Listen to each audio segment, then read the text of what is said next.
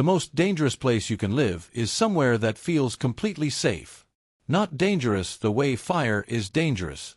Not dangerous the way a bad decision is dangerous.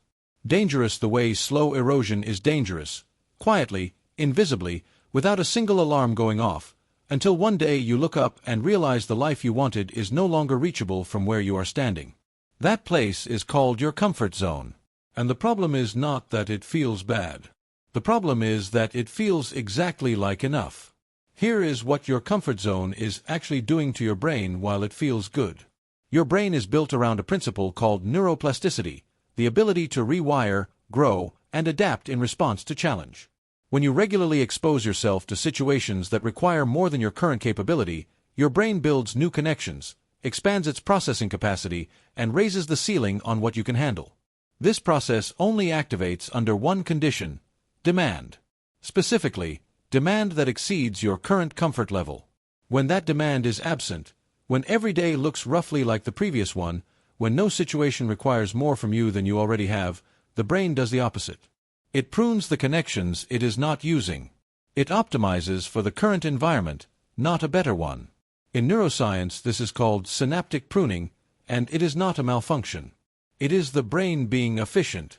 But efficient for your current life means actively unsuited for a bigger one. Every month spent in the comfort zone is a month your brain is quietly becoming more adapted to staying exactly where you are and less capable of going anywhere else.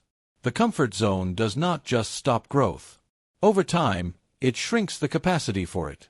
Now here is the part that makes this personal. The comfort zone is not one place. It is different for every person, and it is specific to every area of life.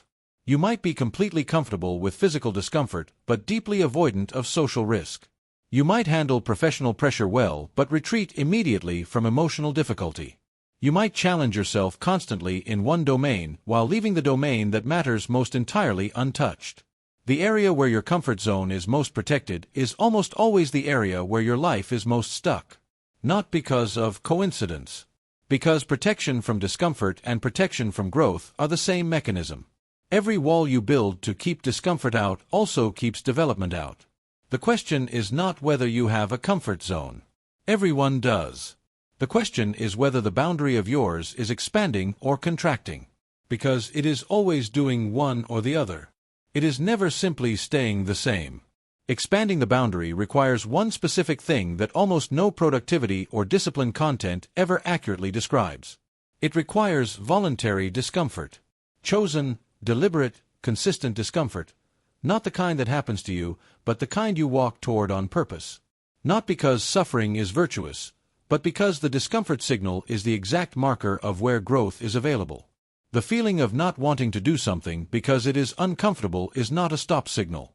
It is a direction marker. It is pointing directly at the thing your brain needs to encounter to grow.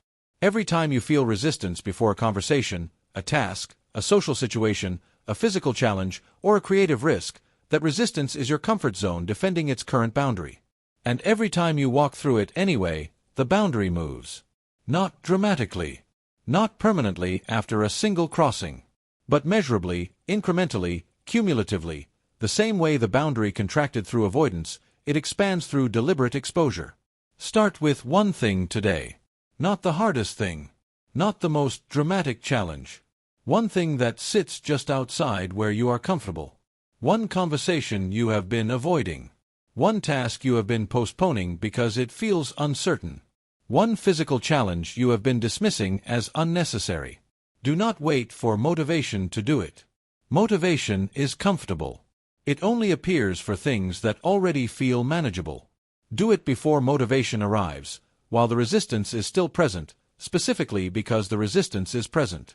That is the only condition under which the boundary actually moves. 30 days of this, one deliberate discomfort chosen and acted on each day, produces a measurably different person. Not because the individual actions were impressive. Because the accumulated evidence changes what your brain treats as normal, and what is normal for your brain determines what is possible for your life. If this channel is giving you something different from what you usually find, not motivation that fades, but mechanisms that work, subscribe and come back every day. A new video drops daily, each one built around one real principle that changes how you operate. Drop a comment below with the one area of your life where your comfort zone is most protected right now. Be honest. Reading those answers builds something in the community here that no single video can. And tomorrow, the video is going after something most people in this niche avoid completely: the truth about why discipline feels harder for some people than others, and whether that gap is actually closable or whether some people are simply not built for it. The answer will change how you see yourself. That one is worth coming back for.